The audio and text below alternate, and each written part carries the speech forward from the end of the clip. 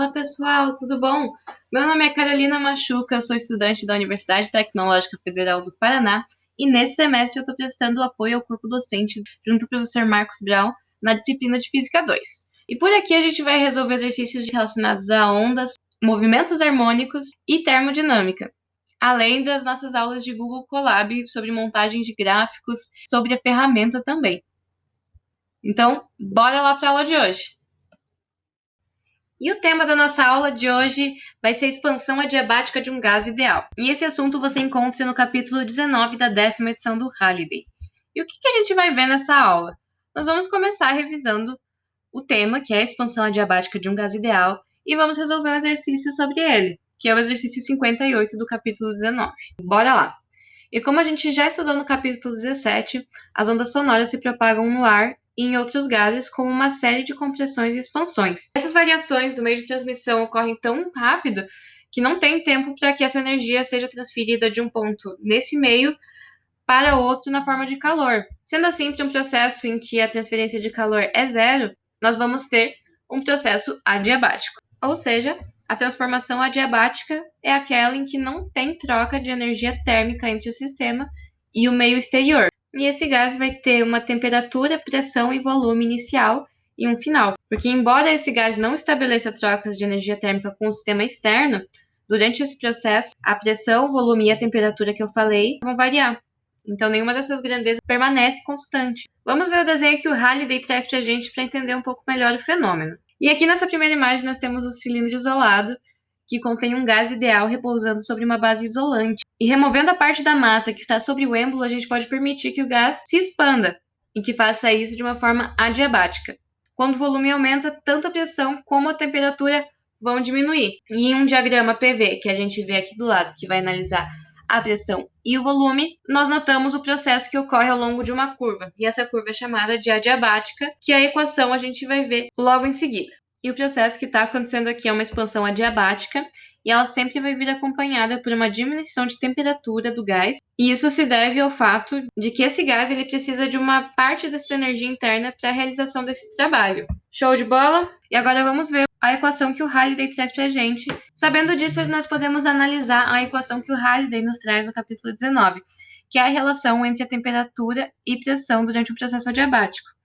E aqui nós vamos ter P como pressão, V como volume, e o gama ele representa a razão entre os calores específicos molares do gás, que nada mais é do que a medida do quociente entre as capacidades caloríficas, a pressão constante e um volume constante de um gás. Nós conseguimos ver ali na flechinha essa relação. Como a gente está tratando de um processo de expansão, nós vamos ter uma situação inicial e uma situação final, onde nós conseguimos descrever a equação vista anteriormente como PV1 elevado a gama igual a PVF elevado a gama. E para escrever isso em termos de temperatura e volume, nós vamos usar a equação ideal dos gases, que é o famoso PV-nRT. E isolando a pressão nessa equação, nós obtemos essa relação aqui, e dessa forma a gente elimina a pressão da equação. Como o N e o R são constantes, a gente vai escrever a equação nessa forma do produto da temperatura e do volume elevado à razão entre os calores específicos molares do gás. Sendo assim, aqui a gente tem descrito que ocorre quando um gás passa de um estado inicial para um estado final durante uma expansão adiabática. E vocês já pararam para pensar como e por que uma garrafa de champanhe estoura no momento que a gente abre? E é isso que a gente vai ver nesse exercício aqui, que é o 58 do capítulo 19 do Halliday, que fala que em uma garrafa de champanhe, o bolsão de gás, que é formado por dióxido de carbono, principalmente, que fica entre o líquido e a rolha, está a uma pressão de 5 atm.